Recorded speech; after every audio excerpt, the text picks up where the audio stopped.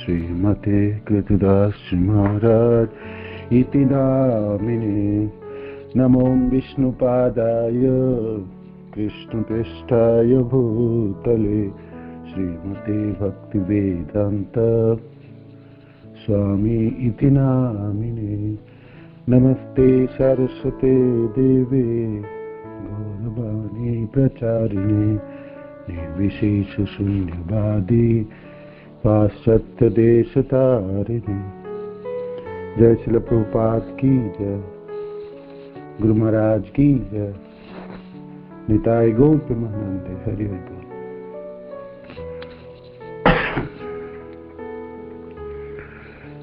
स्कंद 10 अध्याय 35 श्लोक संख्या 18 और 19। ग्रंथराज श्रीमद् भागवत की जय। ओम नमो भगवते वासुदेवाय। ओम नमो भगवते वासुदेवाय।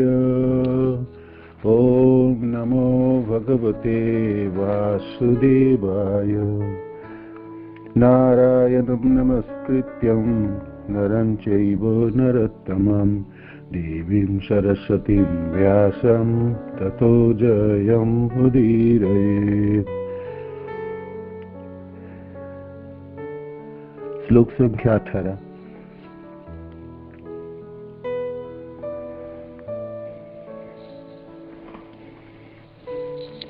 मणिधर कचित् आगयन् गा मालयातयितगन्धतुलस्या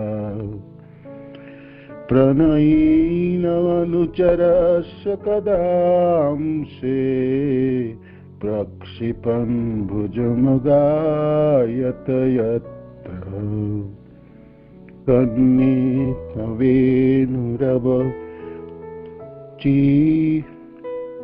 कनीतवेनुरवञ्चितचित्या कृष्णम् अन्वसत् कृष्णगृह्ण्यम् गुणगण अर्णवनुगत्य हरिण्यम् गोपिका इव विमुक्तगृहसा।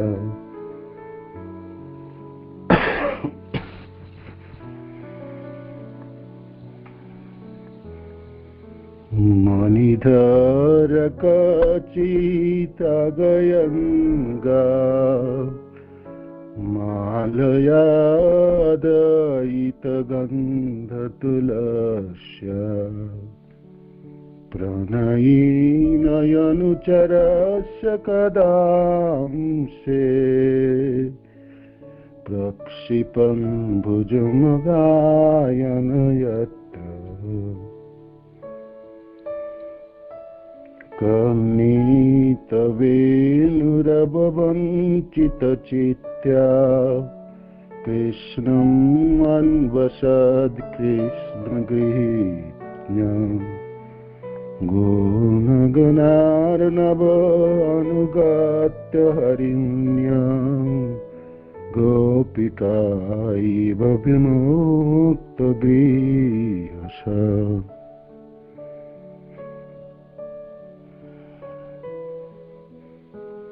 कोई आवृत्ति करते कीजिए प्लीज।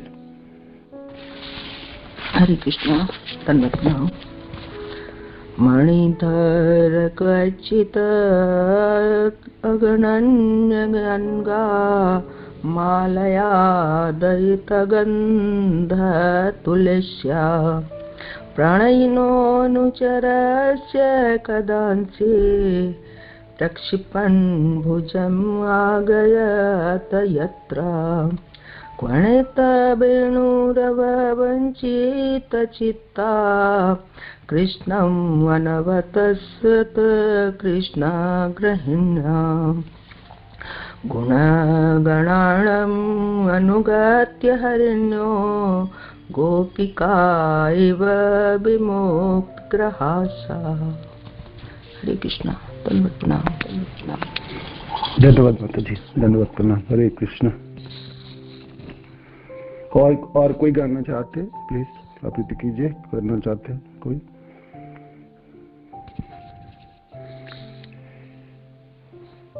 हरे कृष्ण। आवाज सुनाई दे रही? कोई अनम्यूट करके बता दीजिए तो प्लीज, थोड़ा ठीक से। जी प्रभु जी, हरे कृष्ण। Okay okay. शब्दार्थ और अनुवाद श्रील प्रभुपाद की शिष्यधर श्रील प्रभुपाद की जय। मणिधर, मणियों के लड़ धर धारण किए, कचित कहीं आगनयन गिनते हुए, गाओ के मालया फूलों की माला से दैत अपनी प्रिया गंध सुगंध पाकर, तुलसी के फूल जिन पर प्रणयित प्रेमी अनुचरस्य संगिका कदा किसी समय अंग से कंधे पर प्रक्षिपण फेंकते हुए, भुजम आपने बाहें अगायत गाया, यत्र जब कन्नित बजाए हुए वेणु बांसुरी को रब ध्वनि से वंचित चुराए गए, चित्ता हृदय कृष्णम कृष्ण के अनवसत निकट बैठ गए। कृष्ण काले हिरण को गृहिण्य पत्नियां गुण गना समस्त गुणों के अर्णव समुद्र अनुगत्य पास आकर, हरिण्य हिरनिया गोपिका गोपियां इव सदृश विमुक्त त्याग कर, गृह घर तथा परिवार को आशा अपनी आशाएं। अनुवाद। अब कृष्ण कहीं पर अपनी मणियों की लड़ी में गौ की गिनती करते हुए खड़े हैं। वे तुलसी के फूलों की माला पहने हैं, जिसमें उनकी प्रिया की सुगंध बसती है, और अपनी एक बाह अपने प्रिय ग्वाल मित्रों के कंधे पर रखे हुए हैं। ज्यों कृष्ण अपने बांसुरी बजाकर गाते हैं, तो उस गीत से कृष्ण हिरणों की पत्नियां आकृष्ट होती है, और वह दिव्य गुणों के सागर कृष्ण तक पहुंचकर उनके पास बैठ जाती है। ये भी हम गोपियों की तरह पारिवारिक जीवन के सुख की सारी आशाएं त्याग चुकी है। तात्पर्य। श्रील जीव गोस्वामी ने बतलाते हैं कि तीसरे प्रहर श्री कृष्ण नए वस्त्र पहनकर अपने गायों को घर वापस लाने के लिए बाहर गए। श्रील विश्वनाथ चक्रवर्ती वृंदावन की दिव्य गायों के विषय में निम्नलिखित सूचना प्रदान करते हैं। श्वेत, लाल, काली तथा पीली, इन चारों रंगों में से प्रत्येक रंग के 25 उपविभाग थे, जिसमें कुल मिलाकर 100 रंग थे। वही नहीं, चंदन तिलक जैसे रंगों के गुणों वाले या मृदंग जैसे सिर के आकारों वाले गायों के 8 और समूह बनते हैं।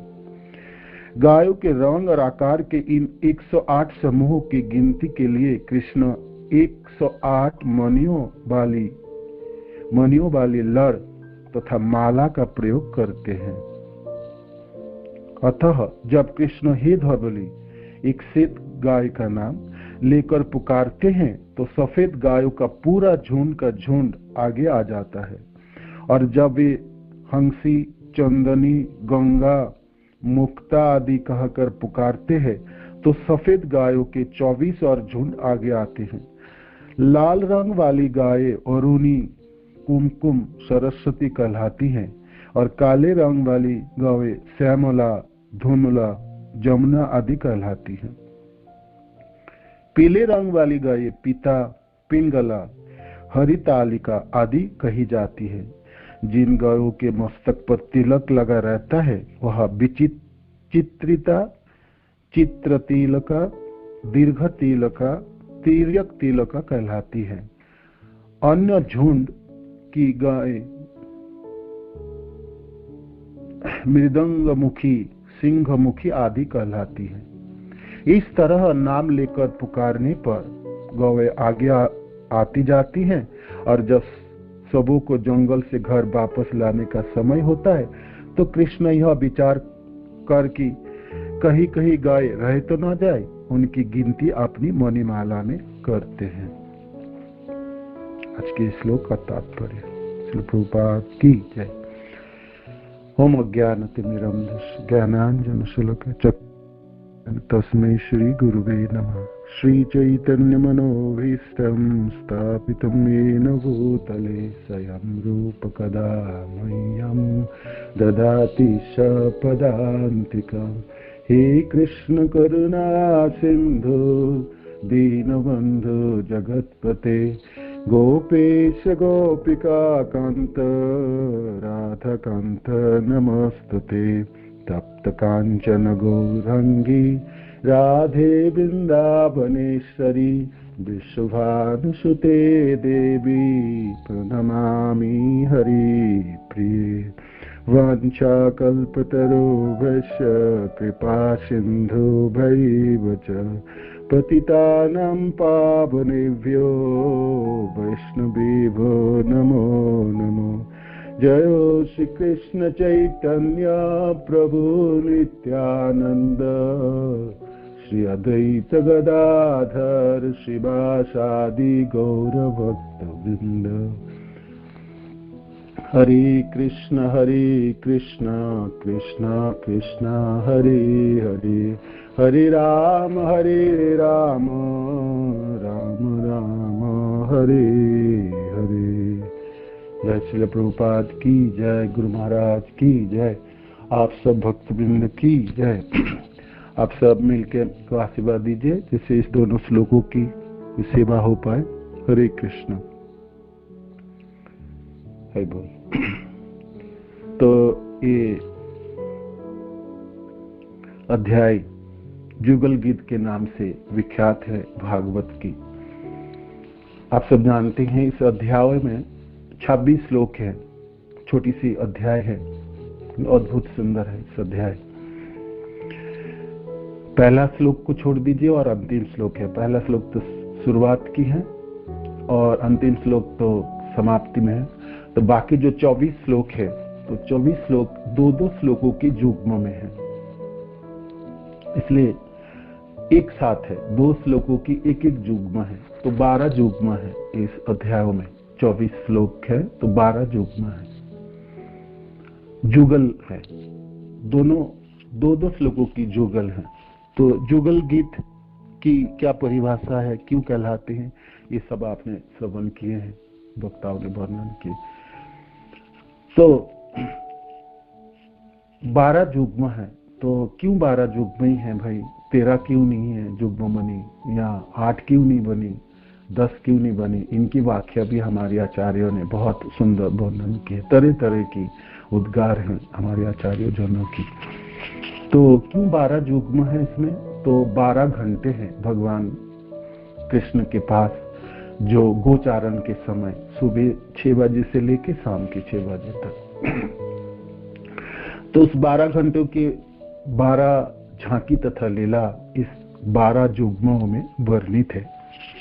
जुगल गीत की दोनों इस शोभा है। इसमें इस एक युग्म की प्रथम श्लोकों में तो भगवान की सुंदरता की वर्णन है। भगवान कहाँ खड़े हैं और किस रूपों में हैं, क्या भंगिमा है उनकी, तो पहले श्लोकों में वर्णन है हर युग्म की। और दूसरे युग्म में भगवान अपने बांसुरी बजाते हुए किन को प्रभावित कर रहे हैं, कौन कौन प्रभावित हो रहे हैं उस बांसुरी के ध्वनियों से, बांसुरी के तान से प्रभाव युक्त चीजों की वर्णन दूसरे श्लोकों में। तो इस 12 युग्मों में एक ही तरह की बने ऐसी वर्णन है। पहले श्लोकों में भगवान की सुंदरता की वर्णन आएगी और दूसरे श्लोकों में उस बांसुरी वादन की प्रभाव किन के ऊपर है वो आएंगे। तो 12 घंटे की लीला है तो भाई 12 युग्म है। एक अर्थ किया हमारे आचार्य ने। दूसरी अर्थ तरह तरह के उद्गार है, बहुत सुंदर सुंदर उद्गार है। जीव गोसाई पाद, चक्रवर्ती पाद की, हमारे कवि कर्णपुर जी की, और सनातन गोस्वामी पाद की, और हमारे गौड़िया आचार्यों को छोड़ के बाकी आचार्य जनों के भी अद्भुत सुंदर उद्गार है इस जुगल गीतों की श्लोकों के ऊपर। एक आचार्य तो कहते हैं भगवान लगभग 12 साल रहे वृंदावन में, तो 11 साल और 4 महीने आसपास रहे वृंदावन में, तो 12 साल तो पड़ ही गए थे, तो इसलिए 12 युग्म है। एक आचार्य कहते हैं जी हमारे जो महाजन है वो भी 12 है, स्वयंभु नारद शंभु कुमारो कपिलो मनु प्रहलादो जनको भीष्म बलिर भैया सखीर वयम, है ना, भागवत में श्लोक आती है ना, ब्रह्मा जी, शिव जी, नारद से लेके कुमार, कपिल, मनु, प्रहलाद, जनक, भीष्म, बलि महाराज, भैया सखी और व्यासदेव जी और स्वयं जमराज जो इस श्लोक को वर्णन करे। तो 12 महाजन है, तो 12 महाजनों की भगवान कृष्ण के प्रति 12 भावना व्यक्त है। तो उस 12 महाजनों की जो भावना, उनको आवेश 12 गोपियों के ऊपर है, गोपी जनों ने उस भावनाओं को भी व्यक्त किया, ऐसा भी वर्णन है, ऐसा भी उद्गार है। और एक उद्गार है जे क्यों भाई 12 ही युग्म क्यों है, तो हमारी जो राशि है वो 12 राशि है, कर्कट मैथुन ऐसी आत्मा राशि होते हैं, ऐसे तरह तरह के अद्भुत सुंदर सुंदर उद्गार को विशेष करके जो बात आई जो प्रमुख है वो है 12 घंटे की लीला है, 6 से लेके 6 बजे तक, है ना, 4 प्रहर की लीला है भगवान की, गोचारण है। और ये जो जुगल गीत की इस अध्याय है ये भगवान के अंतिम दिनों की है, वृंदावनों की। भगवान काल चले जाएंगे ब्रज छोड़ के और गुरु जी आएंगे और लेके जाएंगे मथुरा, भगवान वापस तो आएंगे नहीं, और गोचारण की लीला तो और करेंगे नहीं, है ना, मथुराधीश बनेंगे, द्वारकाधीश बनेंगे, और कभी भी वृंदावन की उस गोचारण लीलाओं में भागीदारी नहीं बनेंगे। तो आज की जो लीला है विशेष करके विशेष महत्व रखती है। भगवान गोचारण किए हैं इससे पहले, किंतु आज की ये लीला अंतिम दिनों की है। तो भगवान चाहते हैं ये वनों की सारे जनों को भी विदा लेते हुए, तो विशेष है आज की ये दृश्य, विशेष झांकियां हैं 12 युग्मों में है। जब आप पढ़ाई करेंगे, जब आप श्रवण करेंगे, अद्भुत आनंद की उत्पत्ति होती है इस सब श्लोकों में। पहला थोड़ी थोड़ी एक एक झांकी है भगवान की सुंदरता की और वेणुवादन की प्रभाव है। श्लोक संख्या 2 और 3 में पढ़ के आए हमने क्या झांकी है और क्या उनकी प्रभाव है, भगवान क्या रूपों में है, क्या भंगिमा है, वाम कपोल वाम वाम, है ना, श्लोक वहां से शुरू होती है जुगल गीत। भगवान वनों में आए तो अपने बाएं हाथों के ऊपर अपने सिर को, बाएं गाल को रखे और आधा सोए हुए घास के ऊपर है, और दाहिने हाथों में बांसुरी है, और बांसुरी की छिद्र अपने कोमल उंगलियों से बंद है और अपने होंठों में दबा के बांसुरी में तान छेड़े हैं। ये भगवान की सुंदरता की वो झांकी है। उस श्लोक की झांकी को पढ़ते समय और श्रवण करते समय अपने पूरे दिन बीत जाएंगे। जैसे कि भगवान अपने बाएं हाथों में अपने बाएं गाल को धारण करके आधा सोए हुए हैं और बांसुरी दान हाथ में धारण किए हैं। तो क्या सुंदरता होगी, क्या छवि होगी। सुखदेव महाराज ने अपने भाषाओं में, अपने गानों में, गीत में वो सब वर्णन किया है ना, श्रवण करके आए हमने इस श्लोकों को। तो भगवान की सुंदरता के देख के आकाश मार्ग में विचरण करते हुए जो देवियां हैं, देव सिद्ध देवों की पत्नियां अपने पति के साथ परिभ्रमण कर रहे हैं, तो उस समय उनके आंखों में पड़ गई ये भगवान श्याम सुंदर को ये सुंदरता है, तो देख के स्तंभित हो गई देवियां। और फिर बांसुरी को सुन के तो क्या हाल हुई, तो उनकी जो अचेतन हो गई और अपने पति की गोद में अचेतन होकर गिर पड़ी, अपने वस्त्र सब शिथिल हो गए। ये दृश्य है दूसरे श्लोकों में, श्लोक संख्या 3 में, है ना। ऐसे करके हार इस जुगल गीत की ऐसे ही वर्णन है। पहला श्लोक में रूपों की वर्णन होगी, दूसरे श्लोक में बांसुरी की। तो ये 2 और 3 श्लोकों की वर्णन। 4 और 5 में दूसरे युग्म में क्या है, 1-1 घंटे की लीला है। तो 6 से 7 की ये लीला है ना, ये दर्शन हुई। तो 12 जन, भगवान के 12 युग्म में 12 जन प्रभावित हुए। तो उनमें से पहला प्रभावित तो देवियां हुई, देवताओं की पत्नियां, सिद्ध देवताओं की पत्नियां। ऐसे करके 12 जनों की अभिभूत होने की भी वर्णन है, इसलिए 12 युग्म इसमें है जुगल गीतों में। तो श्लोक संख्या 5 और 6 में क्या है, 5 और 6 में अद्भुत सुंदर है। उसमें भी वर्णन आपको थोड़ी सी वर्णन कर देता हूँ। 5 और 6 में क्या है, भगवान अपने गोप सखाओं के साथ वनों में हैं। तो क्या रूपों की क्या वर्णन है, रूप कैसी हैं इस समय, भगवान के रूप कैसे हैं। बराह पीड़न वाले श्लोक में जो रूप है ना, भगवान वनों में आए तो जो भी श्रृंगार माता ने किए थे सब श्रृंगार खोल देते थे गोप सखाओं ने, सारे उतार देंगे, गहना एक भी नहीं रखेंगे। तो वो सब गहना को गामछा में पोटली बना के रख देते थे, शाम के समय पहन के जाएंगे, श्याम सुंदर यहाँ पर तो हम पहनाएंगे आपको। तो वनों में तो गोप सखाओं के अधिकार है भाई, कृष्ण से जिसने प्रेम किए उनके अधिकार है। अद्भुत बात है भगवान कृष्ण की, जिन्होंने प्रेम किए उनके अधिकार है इनके ऊपर, बाकी सब लोगों की नहीं, है ना। है तो वो जगत के अधीश्वर है, किंतु उनके ऊपर अधिकार बिताने, अधिकार जमाने वाले लोग वो हैं, वो कुशलम है संसार के, जो उनसे प्रेम किए। प्रेमिक जनों के अधिकार है, तो गुप्त सखा है भाई, उनसे प्रेम है कृष्ण से। तो कहते हैं श्याम सुंदर उतार दो ये सब यहाँ पर जरूरत नहीं है। तो भगवान को सब ने सजाते हैं ना, तो वो सब श्रृंगारों की वर्णन आएंगे। तो ठीक है, भगवान बांसुरी बजाएंगे।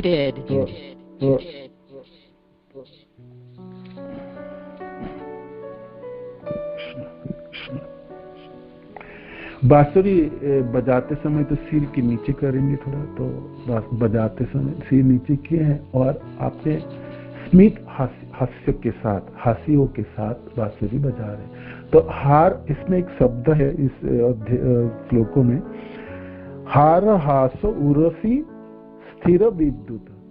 तो बक्षस्थल में क्या है, बिजली चमकती है भैया, भगवान के तो सारे शरीर ही चमकती है ना, ऐसा क्या चीज नहीं चमकती है।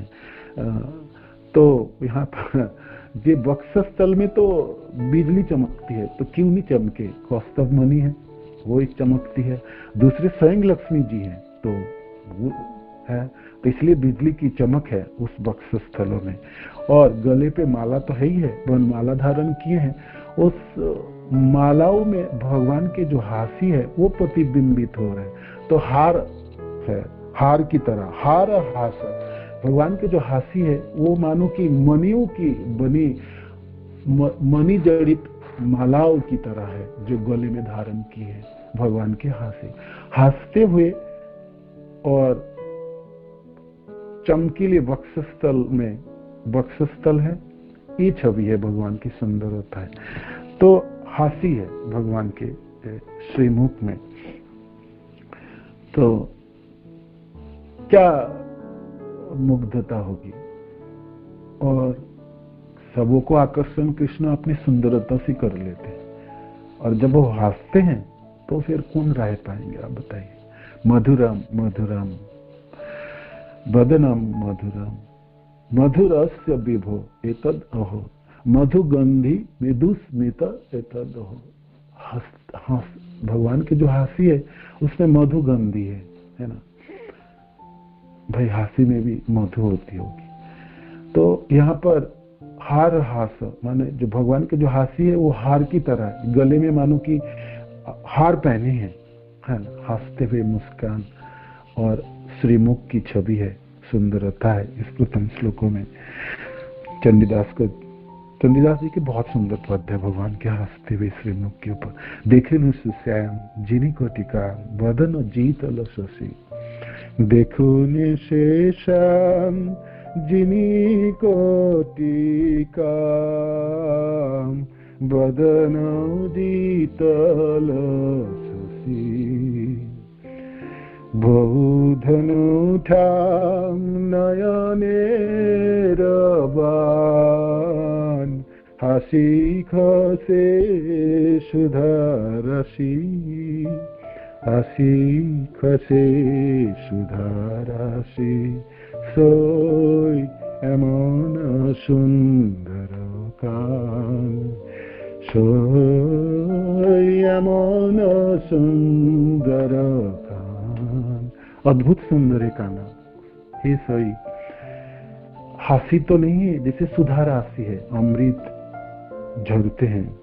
चंडीदास हिया से रूप हेरिया, चंचल होइया जाए। कैसे स्थिर रहे हृदय जब वो हासी श्रीमुख में है, तो उनकी दर्शन करके कौन स्थिर रह सकते, कौन स्थिर रह सकते। हार हास उरसी स्थिर विद्युत, भगवान की छवि हुई इस श्लोकों में। आइए अब बांसुरी वादन के होठों में सटाए अपने बांसुरी को, तान छेड़े तो उस तानों में आर्त जनों की, जो दुखी जन है संसार में, है ना, उन दुखी जनों को सुख प्रदान करने के लिए आनंद देने वाली उस बांसुरी के वादन है। बांसुरी की ध्वनि से जो आर्त जन है इस संसार में, जो दुखी जन है, उस सबों के दुखों को, दुख नष्ट हो जाती है ना, दुख नाश हो जाती है। आर्त नंद सुनो अयम आर्त जनाना, नर्मदो जहीर कुजित वेणु, सबों को सुख देने वाली, आनंद प्रदान करने वाली वो वेणु वादन है। और विशेष करके कृष्ण को सुख देने वाली, जब भगवान के वेणु वादन की श्रवण की, तो जितने भी पशु हैं उस गोचारण में, गाय है, बछड़े हैं, बैल है, हिरनिया है, वनों में और जितने भी पशु, सब ऊपर के खड़े किए और सुनने की प्रयास की, ये आ कहां से रही और कहां से आ रही है। तो श्रवण कानों के माध्यम से वो वेणुवादन प्रवेश किया हृदय में, तो सब स्तंभित हो गए सारे पशु। दांतों से घास को काट के कौर तो मुखों में लाए थे, किंतु उस कर को और खा नहीं पाए, वही स्तंभित हो गए। जैसे निद्रा आ गई, निद्रा निद्रिता लिखित चित्र में आवसन, जैसे सो गए। सोते समय तो भाई स्पंदन तो होती है, सांस प्रश्वास की होती, सब हम जानते हैं, किंतु वेणुवादन की ऐसे अभिभूत हुए पशु सब, तो बानों की खड़े हो गए, मुंह में कौर डाले हैं, उस कौर को निगल नहीं पा रहे, वही रह गए, मुंह में घास ही रहे। बछड़े ने दूध अपने पिए तो मां की, तो दूध को वो घटक नहीं पाए, दूध मुखों में रहे। ऐसे मंत्र मुग्ध हुए, ऐसे बांसुरी के धुन है, अभिभूत हुए पशु सब। श्लोक संख्या 5 में है। आप सब पढ़िएगा इस श्लोक को, अवश्य पढ़िए, शब्दों को और मनन करने के प्रयास कीजिए। क्या अद्भुत होगी उस वेणु के धुन, है ना। और पशु जो है, जो जिनमें तो बोलने की शक्ति भी नहीं है, तो सिर्फ सुन के कैसे अभिभूत हुए, कौर को निगल नहीं पाए, कौर वहीं रहे। तो जैसे पट में चित्र होती है ना, जैसे कोई स्पंदन नहीं होती, हिलती डुलती ही नहीं, ऐसे ही स्थिर निस्तब्ध निथर खड़े रहे सब पशुआ। लिखित चित्रम आसन, जैसे अंकित चित्र की तरह, अंकित चित्र की तरह। ये दूसरे युग्म की। तीसरे युग्म, श्लोक संख्या 6 और 7। 6 में तो भगवान की सुंदरता की वर्णन, 4 चीज धारण किए हैं भगवान, 4 चीज, बरिह, स्तवक, धातु, पलाशेर। अद्भुत सब शब्द है। बरिह, मैंने आपने कहा सब श्रृंगार उतर देंगे गोप सखा में, और मोर पंख लाके भगवान को पहनाए। भगवान खुद भी पहनते थे कभी कभी, बाकी तो ज्यादा से गोप सखाओं उन्हें सजाते थे। तो इस सजाने के ऊपर बहुत सुंदर वर्णन चक्रवर्ती पाठ के। गोप सखाओं की टोली में सारे गोप सखा एक जैसा काम नहीं करते थे, तरह तरह की टोलियां होता था। कोई कोई गोप सखा तो भगवान की श्रृंगार करेंगे, अपने बालों की श्रृंगार करके देंगे, वो उसमें पारंगत है वो सखाओ सब। भाई क्यों नहीं होंगे, सब गोलोक के वास्ते सब वही काम करते हैं, सुबह से शाम सजाते हैं भगवान को। कोई बालों को बांधेंगे, जूड़ा बांधेंगे, जूड़ा में फूलों गूंथेंगे, ये एक टोलियों का काम है, एक गोप सखाओं की टोलियों का। दूसरे तो भगवान ने बालों में मोर पंख धारण किए हैं, धारण कराया गया है ना, बरहा, बरिहन। दूसरा है स्तवक। स्तवक आप जानते हैं ना, फूलों के गुच्छे, 2-3 फूल है, पत्ते हैं उसके साथ, तो गुच्छा बना के भगवान के बालों में गूंथे।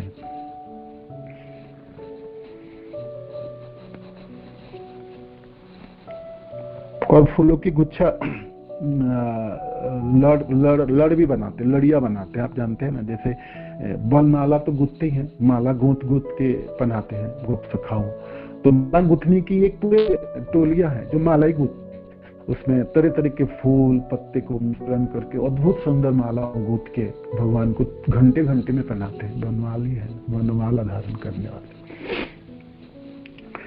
तो स्तवक, ये जो फूलों की गुच्छों से बालाव बनते हैं, जैसे कंगन पहनते हैं ना माताई, तो ऐसे हाथों में बालों फूलों की गुच्छ के बालाव बना के, पाँव में गुच्छ बना के धारण के भगवान बनों में है।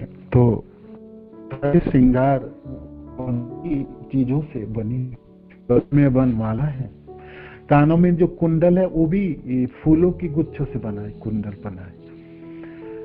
और बालाओं, जो हाथों में जो बालाएं हैं वो भी फूलों की गुच्छों से बना है ना। आपने कभी नृत्य करते हुए देखे तो जो लोग फूलों से श्रृंगार करते हैं तो वो थोड़ी सी आपको दिखाई पड़े। तो यहाँ पर भगवान के सारे शरीरों में, विग्रहों में फूलों की है शोभा है। और पाँवों में जहाँ नूपुर बांधा होते हैं उस पाँव में भी बालों की फूलों की गुच्छे बना के पहनाए हैं। बनाने में अद्भुत पारदर्शी रखते हैं गोप सखा। मैंने कहा ना, एक टोलियों का काम है फूलों की माला बनानी है और बाला बना के भगवान को पहनाने है। वो इस कामों में इतने पारदर्शी हैं, अपने बड़े बड़े जो श्रृंगार करने वाले की भी मात देने वाले हैं। वही प्रवर्तक है, जनक है गोप सखाओ जन। इस श्रृंगार की तरह तरह की श्रृंगार की शैली है ना, आज समाज में आप देखते हैं। तो भाई गोलोक के गोप सखाओ जन, प्रेमी जनों की हाथों की बनी हुई फूलों की माला है और मालाएं हैं, भगवान सजे हुए। और क्या, और क्या, मोरपंख हो गया, स्तबक हो गया, और उसके बाद है धातु। धातु शब्द का अर्थ है वनों में तरह तरह के पत्थर मिलते हैं, खनिज है ना, लाल रंग की, नीले की, पीली रंग। तो उसको घुट के चंदन के जैसा लेप बनाते हैं और उसको चंदन के फोटो की तरफ बना के भगवान के कपलों में श्रृंगार करते हैं। जैसे हमारे राधा श्याम सुंदर मंदिर में आपने देखे होंगे, बहुत ध्यान से अपने दर्शन करेंगे, भगवान के कपलों में हर फोटो को आप गिन सकते हैं एक एक करके। और अद्भुत चित्र कारुकार्य है, रंगों की जो विन्यास है, सम्मिलन है, अद्भुत सुंदर है। भगवान की गालों में और कपलों में सजाते हैं। जैसे वर वधु विवाह के समय वर को या वधु को सजाया जाते चंदनों से, बंगाल या बिहार उड़ीसा प्रदेश में बहुत सुंदर सजाते हैं। तो भगवान को हर दिनों की सजावटी है इस खनिजों से।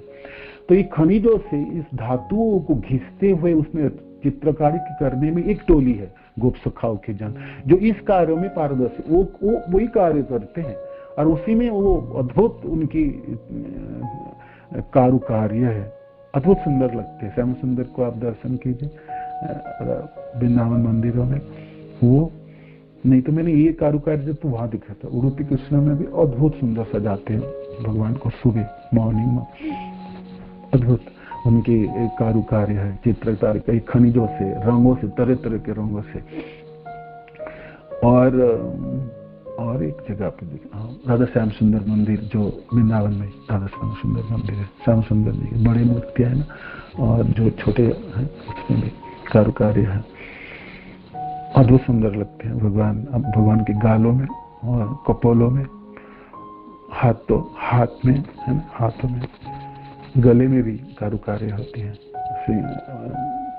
जो मंगलारती के समय दर्शन कर सकते हैं, परिपूर्णता के पूरा श्रीमुख के दर्शन अच्छी तरह से होते हैं, बाकी समय तो फूलों से ढक जाते हैं। तो ये खनिजों की सजा है। और पलासी शब्द का अर्थ है कमल पत्तों की लच्छा बना के भगवान को पहनाया गया। मैं ये पढ़ते समय मेरे को ध्यान आ रहा था, पत्ते कहाँ डालेंगे भगवान के शरीरों में? आप सब सोचिए भाई, पलासी शब्द आई यहाँ पर, भगवान के कमल पत्ते उसे सजाया है।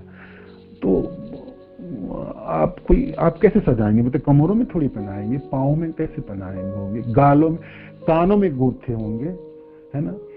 तो चक्रवर्ती पाद की एक बुक पढ़ रहा था, तो उसमें आई ये कमल पत्ते की जो माला बनाते हैं, माला के फूलों के साथ साथ पत्ते को भी गूंथे हैं ये, और हाथों की बालाओं में से उसमें भी फूलों के साथ, स्तंभ के साथ पत्ते को सम्मिलित किए।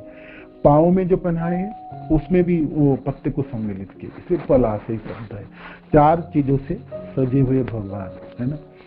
बरहा पीड़म न तो बरबको शब्द उस श्लोक से मिली जुली श्लोक आती है। बरिहन स्तवक धातु पलासे बद्ध मल्ल परिबरह विडम्ब। और क्या शोभा है, मल्ल युद्ध करेंगे श्याम सुंदर। गोपीजनों की आंखें देखिए, ये जो जुगल गीत की तरह श्लोक है, गोपियों की टोली, छोटे छोटे टोलियों बना के गोपियों ने एक दूसरे से वर्णन कर रही है। तो ये दृश्य को उन्होंने हर देखे होंगे ना, गोपीजनों ने देखे होंगे, अपनी आंखों से दर्शन भी किए होंगे। कभी कभी वनों में फूल चयन करने के बहाने से आती थी गोपियाजन, जमुना जी में स्नान करने के बहाने से, या सूर्य पूजा करने के बहाने से बाहर आ जाती थी। तो श्याम सुंदर के अपने गोप सखाओं के साथ दर्शन भी किए हैं। तो उस दर्शनों को आज अपने घरों में रहते हैं, आज तो साथ में नहीं है, तो भगवान हर पल हर घंटे में क्या रूप धारण करते हैं। गोपीजनों ने अपने एक गोपियों की छोटी छोटी टोली बना के एक दूसरे से वर्णन कर रही है। तो कहती हैं भगवान श्याम सुंदर तो मल्ल युद्ध करेंगे, तो मल्ल युद्ध कुश्ती लड़ते समय कैसी पोशाक होती है? भगवान के पोशाक है क्या? धोती तो पहने हैं, वो भी घुटने तक पहनते हैं, कस के पहन के आए क्योंकि गाय चराना। अब भाई मल्ल युद्ध करना है, अपने गोप सखाओं के साथ अपनी वीरता प्रदर्शन करनी है, तो फिर वस्त्र को कैसे खोस के मैंने टाइट करके बांधेंगे ना। तो धोती को टाइट करके बांधे और पाँव के ऊपर थोड़ी सी घुटने के ऊपर ले आए धोती को। और वस्त्र तो ऊपर वस्त्र तो है नहीं, ऊपर तो एक ही गले में वस्त्र है पीताम्बर, तो पीताम्बर को उन्होंने कमर में खींच के बांधे, टाइट किए है। अब लड़ाई करनी है, ये छवि है भाई। आप सब लोग पढ़ो और श्रवण करो और उस छवि को खड़े करो, उस झांकी को। भगवान किसी पत्थरों के ऊपर खड़े हैं और वो सब चारों चीजों को ग्रहण करके, है ना, जितने भी श्रृंगार है अपने शरीर में है, किंतु एक विशेष भंगिमा ही है। अब लड़नी है, कुश्ती लड़नी है, टोली बना है, दोनों टोली तो बनी गई, इधर कुछ लोग हैं उधर कुछ लोग हैं। तो वो दृश्य है, भगवान लड़ने जा रहे हैं, उस समय खड़े हैं। करिया चित बल आलिशे गुपेर, है ना, बल के साथ खड़े हैं। बल के साथ माने बलराम जी के साथ खड़े हैं, और नहीं तो अपने बल के साथ खड़े हैं भगवान। ये दृश्य इस श्लोकों में है। ये एक ही श्लोक आपकी पूरे दिन की काम बन सकता है वर्णन करने, है ना। आप भगवान को कहीं भी खड़े करके कहाँ खड़ा करोगे? आप कुसुम सरोवर के तट पे खड़ी करो, और नहीं तो किसी वनों में ले जाओ, और नहीं तो गोवर्धन की तलहटी पे खड़ी करो। हर वनों में ही तो है ना ये दृश्य। अब ऐसे भगवान अब बांसुरी में तान छेड़ेंगे, तो छेड़े तान। अब बांसुरी बजाए तो बांसुरी को सुन के क्या होने वाला आप अब बताइए। अभिभूत कौन होंगे? यहाँ पर जो नदियां हैं बह रही थी, नदियां शब्द के अर्थ में जमुना जी होंगे, मानसी गंगा है, और भी छोटे छोटे झरना है ना, ब्रज में तो है। तो सब अपने प्रभाव को रोक दिए, बेनुवादन सुनाई पड़ी, तो अपने प्रभाव रुक गई, रुक के खड़ी है इस आशा से जो भगवान के चरणों से जो रज उड़ती है, हवा उसको ढो के लाएगी तो उसपे एक सुगंध होती है। उस सुगंध पाने के लिए अपने हाथों को बढ़ा के, दोनों हाथों को बढ़ाए, मीन्स अपने तरंगों को, तरंग रूपी दोनों हाथों को बढ़ाए खड़े हैं जमुना जी, कांपती हुई उस हाथ है। जब हृदय में प्रेम हो और प्रेमास्पद के आलिंगन करने की अभिलाषा रही तो उसमें आनंद की एक पुलक होती है। तो दोनों हाथ कांपती हुई, तो तरंग रूपी उस दोनों हाथों से खड़े हो गई जमुना जी के प्रवाह, रुक गई। भगवान के चरणों से उगती हुई कण जो सुगंधित है, वो कण हवा ढोके लाती है, उस वायु को, घ्राण को पानी की अभिलाषा से, अधीर आग्रह से जमुना जी की जल खड़े है ना। गोपीजन कहती है ये हमारा जैसे भी, हम भी जैसे भाग्यहीन है, हमको भी कुछ प्राप्त नहीं होती, ये जमुना जी को भी कुछ प्राप्त नहीं होगी, पता नहीं होगी कि नहीं होगी। ये दृश्य है इस श्लोकों में। आगे 8 और 9 मैंने 4 युग्मों की बात है, चौथा युग्म की, तो 4 घंटा बीती, 3 घंटा बीती, 6 से 7, 7 से 8, 9, ऐसे करके एक एक घंटा आप गिन सकते किस घंटे की लीला है। तो 6, 7, 8, 9, 10 बजे की ये लीला है इस श्लोक संख्या 8 और 9 में। तो जंगलों में घूम रहे हैं, वनों में घूम रहे भगवान, जल्दी करो। तो वनों में घूम रहे तो गोप सखाने गा रहे हैं, भगवान के जसोगान कर रहे हैं, गुणगान कर रहे हैं। वो भी एक टोली है गोप सखाओं की, जसोगान करने के लिए भगवानों के, उसमें पारंगत है, हर तरह के कला जानते हैं, अद्भुत मिठास उनके ध्वनि है, शब्द आवाज है गले की, तो वो सब एक साथ गाते हैं, है ना भाई। उसमें उसके लिए सीखने के लिए किसी स्कूल में नहीं सीखे, गोलोक के प्रेमी जन है, तो क्या गाएंगे, कौन सा रूपों की वर्णन होंगे, सबों के मनों में एक साथ उद्गार उठती है।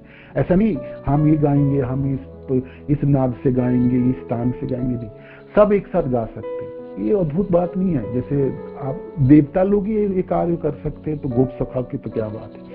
आप जैसे गर्भस्थ कृष्ण की स्तुति करते समय देवता जन आए तो सब लोग एक साथ गाते, तो एक साथ गाते तो किसी ने तो बोले होंगे क्या गाएंगे, क्या गुण वर्णन करेंगे, किंतु नहीं, देवताओं में ऐसी उनमें सामर्थ्य है, सब लोगों की भावना एक साथ उठती है, और क्या शब्द होगी, क्या वर्णन होगी, एक ही साथ करनी। पहले कोई बोल के नहीं जहाँ हम ये गाएंगे, भगवान की इस रूपों की वर्णन करेंगे, सबों की मनों की भावना एक साथ जागृत होती है। तो यहाँ गोप सखाओ घूम के जब भगवान घूमते हैं जंगलों में, तो सब लोगों मिल के गोप सखाओं ने भगवान की गुणगान कर रहे हैं। तो क्या भंगिमा होगी, क्या सुर होगी, क्या ताल होगी, क्या लय होगी। तो ऐसी गा रहे हैं। तो भगवान इस समय कहां पर खड़े हैं, जब गाय पर्वत की तलहटी में घूमती है, और कृष्ण अपने आप तलहटी है, तलहटी पर्वतों में तलहटी होती है। आप जानते हैं जब पर्वतों में चढ़ाई करते हैं तो थोड़ी थोड़ी जगह होती है जहां आप थोड़ी सी खड़े हो सकते हैं, या बैठ सकते हैं, या बैठ के थोड़ी विश्राम कर सकते हैं, वो तलहटी है ना? या एकदम बीच में ऐसे जगह, तो भगवान वहां पर है खड़े, बलराम जी के साथ है, गोप सखाओं के साथ है। तो अब वहां पर अपने बांसुरी बजाए तो उस बांसुरी को तान सुन के अब कौन अभिभूत होंगे? सारे वृक्ष हैं, लताएं। तो भगवान के बांसुरी वादन से सारे वृक्ष और लताएं सारे अभिभूत हुए। तो अभिभूत के होने से अपने आप फूलों से और फलों से लद जाती है और लताएं अपने झुक जाती है और उनमें से रसों की निर्यास होती है। तो ये श्लोकों की है। और आने वाले मैं आपको अब समय है नहीं, कम समय है, इसमें आगे वर्णन होंगे नहीं इतना। जो ये चौथा युग्म की था। पंचम जो युग्म है उसमें है भगवान की एक श्लोक में उनकी सुंदरता की वही बनमाला धारण की है, अद्भुत सुंदर है। उसमें तुलसी की माला धारण की, उसमें से खुशबू निकल के आ रही है और बनमाला से आकर्षित होके भमरा जो है वो मड़ा रही है भगवान के चारों तरफ। ये सुंदरता की छवि है। और बांसुरी वादन से अब अभिभूत हुए। तो कौन अभिभूत हुए? वो सरसी, हंस, जितनी पक्षियां है, सारे पक्षियां भगवान जिस पेड़ के नीचे बैठ के बांसुरी वादन कर रहे थे, तो सारे पक्षियां उसी वृक्ष की डाली में आ गए और बैठ के और आंख बंद कर लिए और मोहित हो गए, अभिभूत हुए। वो दृश्य इस श्लोकों में है। आने वाले और श्लोकों में है कौन कौन और अभिभूत हुए। बादल की बात आई है ना, बादल, आकाशों में जो बादल है तो वो त्रस्त है। पहले तो बादल क्यों त्रस्त है भाई? गोवर्धन लीलाओं में तो बादलों की अहंकार को चूर्ण किए थे। तो आज आकाशों में जो बादल है वो धीरे धीरे गर्जन कर रहे हैं और फूलों की वर्षा कर रहे हैं और छत्र के रूप में भगवान को आप धूप से भी बचा रहे। तो बादल अभिभूत हुए भगवान के बांसुरी से। वो दृश्य है एक युग्म में। और एक युग्म में भगवान धरती के ऊपर चल रहे हैं, ब्रज में चल रहे। तो भगवान के चरणों की जो चिन्ह है, ब्रज की पताका, अंकुश की चिन्ह धरती माताओं के ऊपर है। धरती माता अपने वक्ष में, अपने हृदय में, अपने शरीर में धारण कर रहे भगवान के चरणों की इस चिन्ह को। तो ये प्रलेप के काम कर रहे हैं। धरती के ऊपर पशुओं चलते हैं, कोई कुदर के चलती है, कोई खिरचते हैं, खिरच के चलते हैं। कितनी तकलीफें होती हैं धरती माता को। तो धरती भगवान के जो चरण चिन्ह लेप के काम करते हैं। धरती माताओं की उस दुखों को, उस संताप को दूर करने वाले ये भगवान के चरण चिन्ह है जो धरती माता ने बहुत प्यार से धारण करी। ये झांकी है और वेणुवादन से उनके अभिभूत होने का भी झांकी है। अब आई आज की श्लोक है ना, आज की श्लोक है जो दोनों श्लोक है 18 और 19। मणिधर, पहला श्लोक में भगवान की सुंदरता की छवि होगी और दूसरे श्लोक में बांसुरी के वादन से अभिभूत होने की छवि है। मणिधर कचित आगयनगा, मणिधर है भगवान, मणियों को धारण किए। ऐसे तो है ही भाई, मणि 24 मणियों की चमकपना है भगवान के श्री विग्रह में, है ना। कौस्तभ मणि है, भगवान के गले में सुंदर मणियों की माला होती है, मुक्त माला। चरणों में नुपुर होती है, वो भी अद्भुत मणियों से बना हुआ है, गोलोक से। इस संसार में तो है नहीं ये सब मणियां, तो भगवान वो सब मणियों से धारण करते हैं। और मणियों की बात क्या कहे, आभूषण की बात क्या कहो। भगवान के जो चरण है उसमें जो नाखून है वो तो चंद्रमाओं की तरह चमकती हुई मणियों से चमकपना को मात देने वाली है। तो 10 चंद्रमा तो अपने चरणों में है, 10 नाखून। हाथों में 10 उंगलियां हैं तो 10 चंद्रमा, 20 चंद्रमा है। और श्रीमुख में दोनों गाल 2 चंद्रमा, दोनों कुंडल 2 चंद्रमा और कपोल आधा चंद्रमा, 24.5 चंद्रमा तो भगवान के श्री विग्रह में है। तो कैसी चमकपना होगी, इस हिसाब से इनको मणिधर कह सकते हैं। और आज तो विशेष मणियों के धारण के भगवान गायों को गिनने के लिए मणियों की माला धारण करते हैं। उस माला में 108 मन के होते हैं। चक्रवर्ती पाद कहते हैं इस मणि को पता नहीं कहां से मिले होंगे, क्यों न मिले होंगे। लक्ष्मी जी जिनके साथ हैं और जोग माया हर पल हर समय की लीलाओं को देखते हैं और लीला हो पाए उसके लिए बंदोबस्त करते हैं। तो जब जरूरत पड़ती है भगवान उस मणियों की माला को लड़ को व्यवहार करते हैं। उस मणियों की माला में मनके हैं, मणियों से बना है और 108 मनके।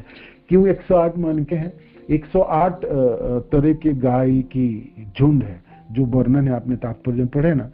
श्वेत, लाल, काली और पीली, ये तो 4 हुई। तो हर 4 वर्णों में 25 उपविभाग है, तो 25 गुना 4 तो 100 हुई। और ये तो वर्ण से हुई गायों की विभाजन, और आकार से हुई। कोई मृदंग के जैसा उनके शरीर श्रीमुख है, तो इसमें आकार में 8 प्रकार की और विभाजन। तो 108 तरह की गायों की झुंड है। तो भगवान उनको गिनने के लिए जे मेरे सारे झुंड माने सारे गाय एक साथ आ गया कि नहीं आए और दूर चले गए, तो सबको बुलाने के लिए तो भगवान पुकारते हैं। तो एक को पुकारेंगे नाम, तो वो पूरे झुंड के 25 के 25 जो उपभक्त सारे एक साथ उपस्थित हो जाते थे। तो एक मनके को माला को नीचे करेंगे, जहां आगे ये तो आगे एक झुंड आगे, ऐसे करके जैसे हमने 108 बार माला जपते हैं मनके को नीचे करते, ऐसे भगवान मणियों के लड़ को व्यवहार करते हैं। इसलिए मणिधर शब्द यहाँ पर। कचित आ गयनगा, कभी कभी गिनते समय। कब गिनेंगे? ये तीसरी प्रहर की लीला है, माने तीसरी तो लगभग 3 और 4 बजे के समय भगवान ने सोचे अब तो घर जाने के समय आए, गाय तो बहुत दूर चली गई, देखो तो सही गाय कहाँ है। तो भगवान पुकारेंगे गायों को, है ना। तो पुकारते समय कैसे पुकारेंगे? ऐसे पुकारेंगे, मेघ गर्जन तो धनी है भगवान की आवाजों में। तो उस पुकार के सुन के उस पूरे झुंड आगे आ जाएंगे, सारे गाय एक साथ आ जाती है। जैसे चक्रवर्ती पाद ने यहाँ पर वर्णन किया ना, हे धवली।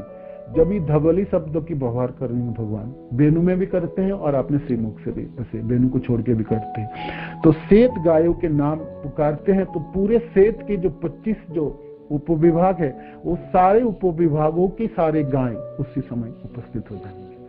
भगवान को गाय चराने के लिए कोई मेहनत नहीं करनी पड़ती, भागना नहीं पड़ती। तो ये दृश्य इस श्लोकों में है। मणिधर कचित आगयनगा, मणिधर मणियों को धारण किए हैं, मणियों की मालाओं को धारण किए है ना। और क्या है? और क्या रूपों की वर्णन इसमें?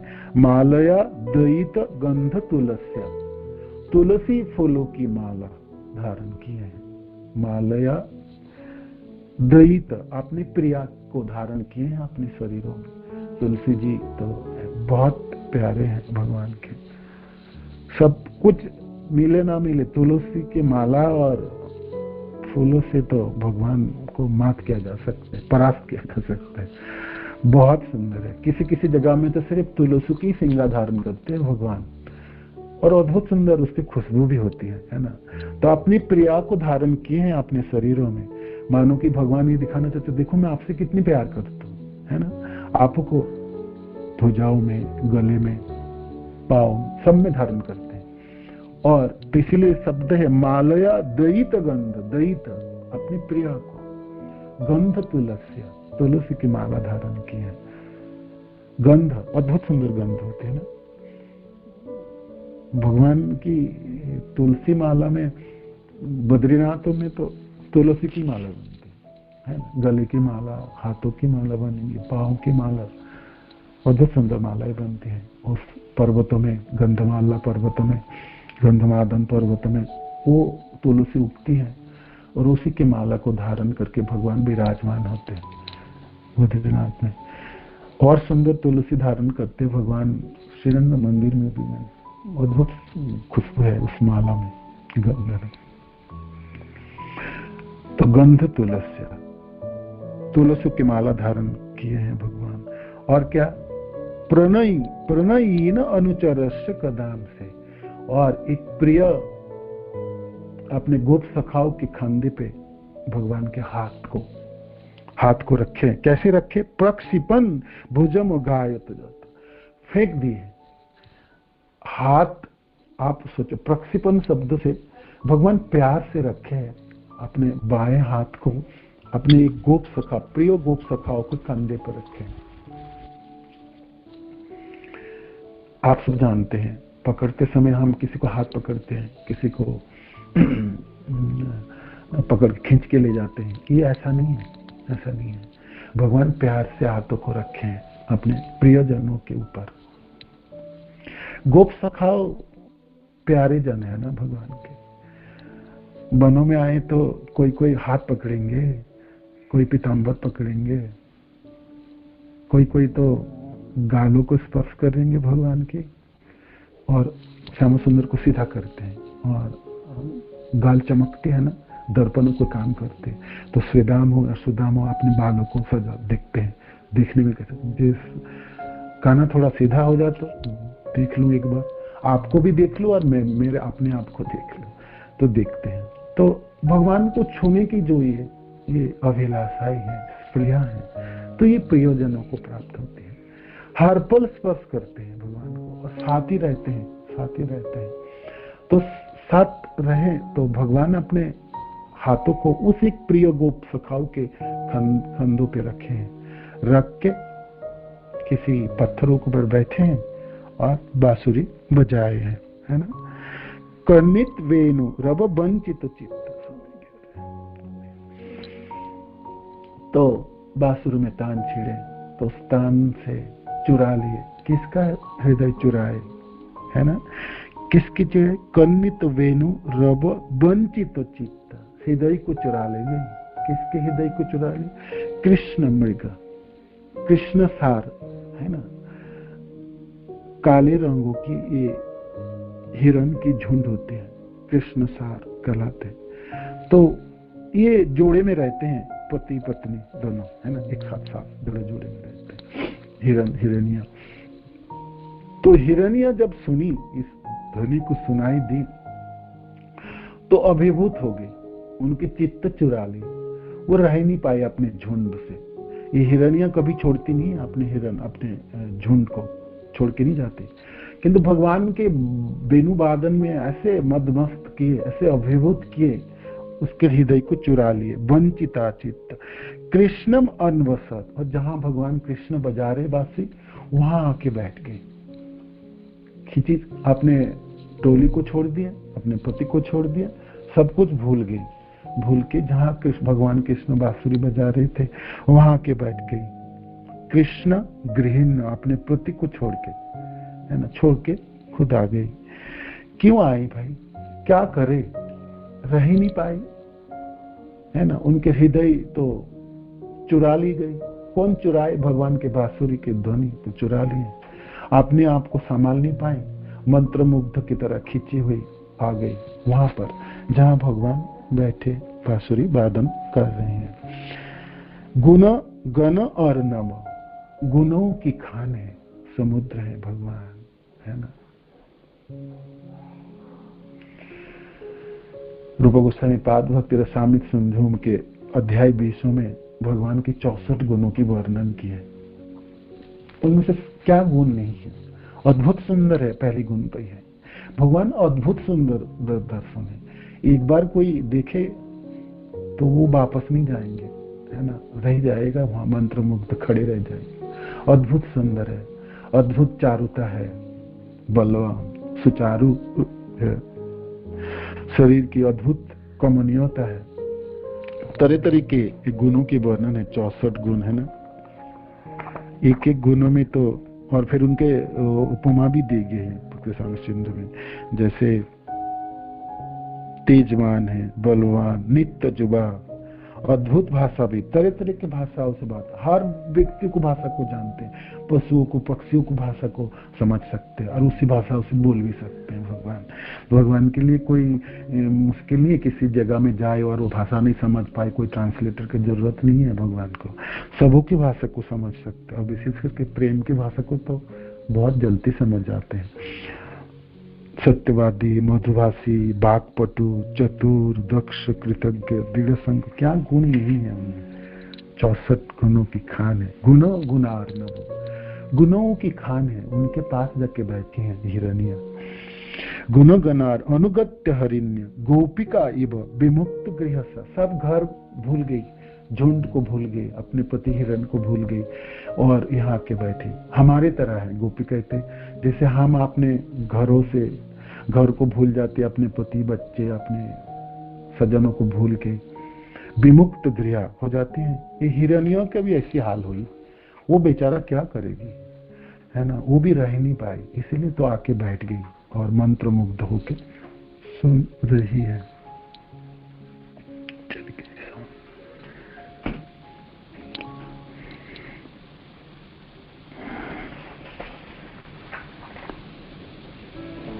तीन बजे से लेके 4 बजे की लीला है ये। 18 और 19 श्लोक है तो 8वां युग्म की है। 9वां आएगी, 10वां, 11वां, 12 भगवान वापस जाएंगे। तो हिरण्य के वहीं छोड़ते हैं। सुखदेव महाराज की कृपा से हम तो भाई गोट में तो ना हो, वनों में तो नहीं होंगे।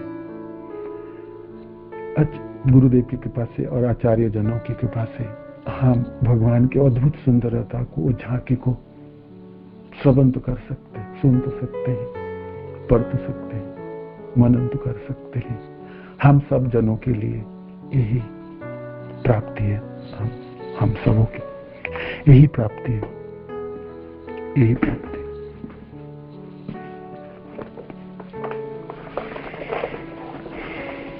अमियानी छानी बजीछे सघने मधुर मुरली गे अविचल कुल रमणी सकल सुनिया हारल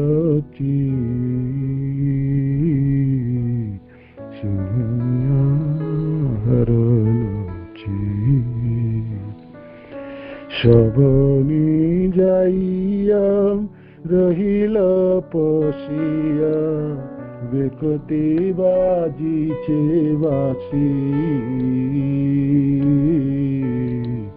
बेकते बाजीछे बासी आइसो आइसो बोली डाके मुरली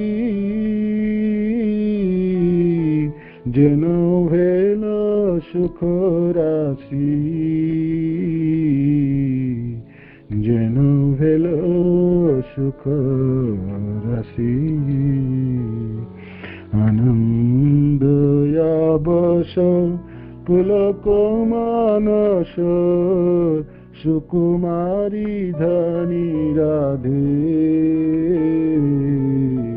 सुकुमारी धनी राधे गृह धर्म जत हईल विसारित सकल करल बाधे सकल करल बाधे राहीर अग्रेते जते करामनी कहे मधुर बानी